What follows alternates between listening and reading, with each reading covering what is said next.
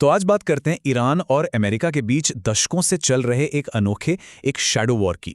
ये एक ऐसा टकराव है जिसने न सिर्फ मिडिल ईस्ट बल्कि पूरी दुनिया की राजनीति को शेकिल दिया है। चलिए, इस बात को समझने के लिए एक सवाल से शुरू करते हैं।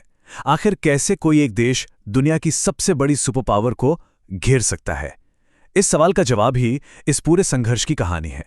तो सोचिए जरा, एक ऐसी सिचुएशन जहां ईरान सीधे सीधे लड़ने के बजाय एक ऐसा दांव चलता है जो पूरी दुनिया को हिलाकर रख दे।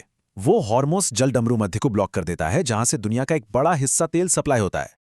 और सिर्फ इतना ही नहीं, ठीक उसी वक्त ईरान के जो प्रॉक्सी ग्रुप्स हैं वो पूरे मिडिल ईस्ट में फैले अमेरिका के सहयोगियों पर हमला करना शुरू कर देते हैं, जिससे चारों तरफ अफरा तफरी का माहौल बन जाता है। तो ये समझने के लिए कि मामला इतना पेचीदा हुआ कैसे, हम इन कुछ खास पहलुओं पर नजर डालेंगे। महाशक्ति को ये चुनौती कैसे मिली, पेट्रोडॉलर का वो सुनहरा पिंजरा क्या है, वो क्रांति जिसने सब कुछ बदल दिया, न्यूक्लियर हथियारों की होड़, ईरान के लड़ने का अनोखा तरीका, और कैसे आज दुनिया एक कगार पर खड़ी है। तो कहानी की शुरुआत हथियारों से नहीं, बल्कि उस चीज से होती है जो आज की दुनिया को चलाती है, तेल। और वो पूरा इकोनॉमिक सिस्टम जिसने अमेरिका को एक ग्लोबल सुपर पावर बनाया। देखिए, इस पूरे संघर्ष की जड़ें जाती हैं 1953 में, जब अमेरिका ने एक तख्ता पलट करवाकर ईरान के लोकतांत्रिक तरीके से चुने गए प्रधानमंत्री को हटा दिया। इसके बाद जो अमेरिका समर्थित शाह वापस आए, उन्होंने ईरान की जनता में अमेरिका के खिलाफ एक गहरी नफरत और अविश्वास पैदा कर दिया। और इसी ने जन्म दिया एक ऐसे सिस्टम को जो अमेरिकी ताकत का, आप कह सकते हैं, एक तरह से इंजन बन गया।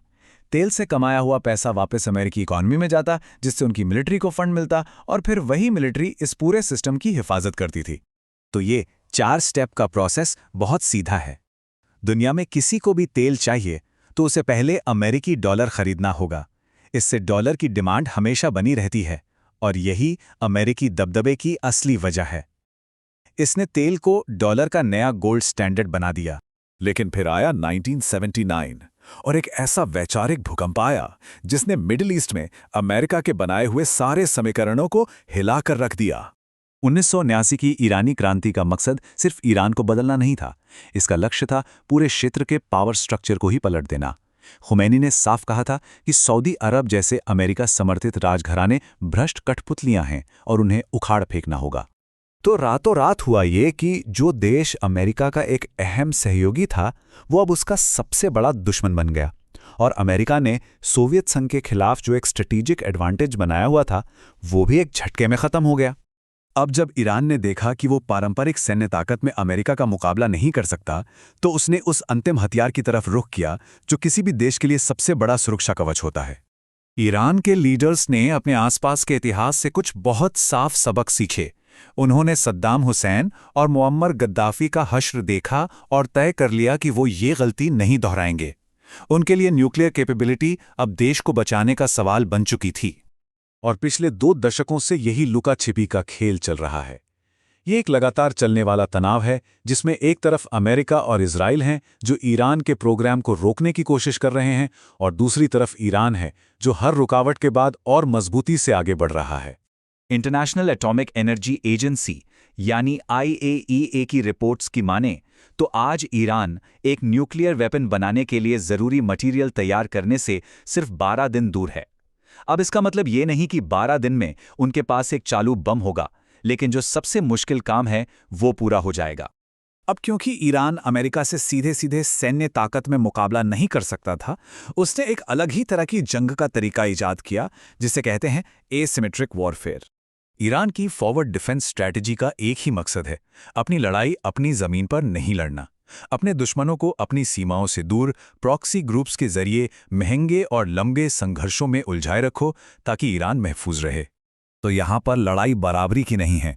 एक तरफ अमेरिका के अरबों डॉलर के स्टील्थ बॉम्बर्स हैं, तो दूसरी तरफ ईरान के कुछ $1000 वाले सस्ते ड्रोन्स। एक तरफ विशाल एयरक्राफ्ट कैरियर्स, तो दूसरी तरफ हजारों की संख्या में प्रॉक्सी लड़ाके। और ये जो लागत का अंतर है, ये हैरान कर देने वाला है। सोचिए, एक $20,000 के ड्रोन को गिराने के लिए $40 लाख की मिसाइल। ये एक ऐसी इकोनॉमिक वॉर है जिसे लंबे समय तक लड़ना लगभग नामुमकिन है। और यही सब हमें आज की सिचुएशन में लाता है। एक ऐसा खतरनाक डेडलॉक जहां पारंपरिक तरीके से जीतना शायद किसी के लिए भी मुमकिन नहीं है। तो आखिर ईरान को हराना इतना मुश्किल क्यों है? पहली वजह है उसका भूगोल, जो पहाड़ों से घिरा हुआ एक किला है। दूसरा उसका साइज, वो इतना बड़ा है कि किसी भी हमले को झेल सकता है।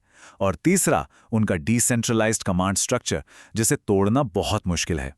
तो जब ईरान, सऊदी अरब और यूएई जैसे अमेरिकी सहयोगियों पर हमला करता है, तो यह सिर्फ एक मिलिट्री अटैक नहीं होता, ये पेट्रोडॉलर सिस्टम की बुनियाद पर हमला होता है।